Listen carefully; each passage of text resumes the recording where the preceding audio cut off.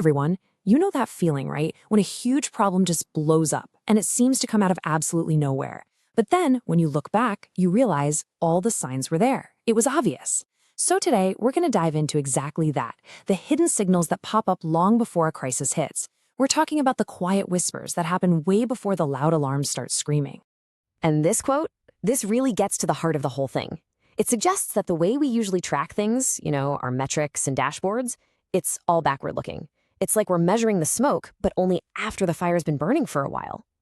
So, what are we missing? Well, to figure that out, let's start with what we all know. Every single organization has those signals that are just impossible to ignore. These are the big, loud, five-alarm fire type of problems.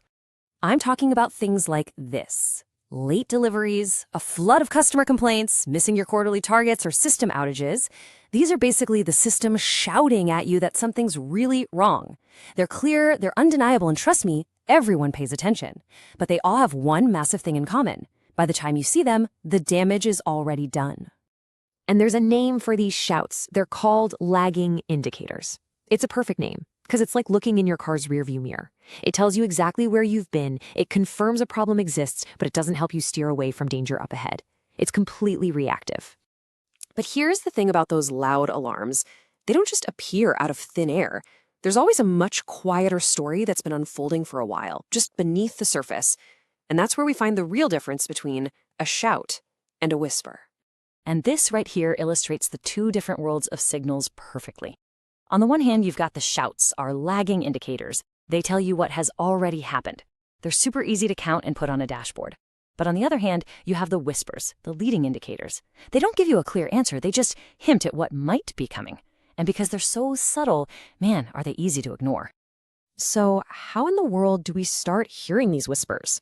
It's not about building some complex data model. It's actually about learning to recognize a new language, the language of a system that is quietly, constantly adapting to stress. These are the whispers. Just look at this list. A growing number of workarounds, more and more exceptions to the rules. People saying they need to double-check things just in case. Decisions getting escalated up the chain more often. Notice something? None of these look like failures. In fact, they often look like people being smart and resourceful. And this is the absolute key. We're all conditioned to look for things that are obviously broken. But the earliest signs of trouble don't look broken at all. They look like smart, dedicated people finding clever ways to get their jobs done despite some friction. It looks like resilience, right up until the moment it isn't. This is exactly why we miss them.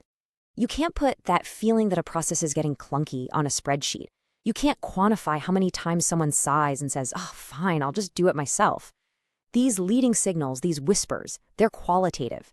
They live in the hallways, in team chats, and in the small, everyday stories of your team.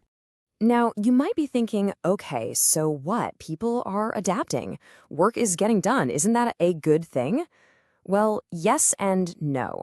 Because this constant adaptation comes with a hidden and pretty steep price. It creates this dangerous trade-off that secretly makes everything more fragile. So here's the trade-off we're making, whether we realize it or not. Every single workaround, every little exception, is like putting a piece of tape on a cracking dam. Yeah, it stops the leak for a minute. It gives us that short-term stability we all crave. But what it's really doing is hiding the deep structural problem underneath. It allows the pressure to just build and build and build, totally unseen. And over time, all those little patches make the whole system way more brittle. And here is the unintended but inevitable consequence. We just keep adapting, keep compensating, keep ignoring the whispers until the system just can't bend anymore. It breaks. And by the time those lagging indicators, the shouts, finally light up all our dashboards, our ability to adapt is totally exhausted. The problem is now huge, it's expensive, and our options for fixing it are seriously limited. So look, the point of all this isn't to give you some 5-step plan or a checklist. The goal is to maybe give you a new lens to look through, a new set of questions to just hold on to as you go about your work. Seriously, just take a second and think about this. What are people on your team doing today, without even thinking about it, that would have seemed totally strange or unnecessary just a year ago?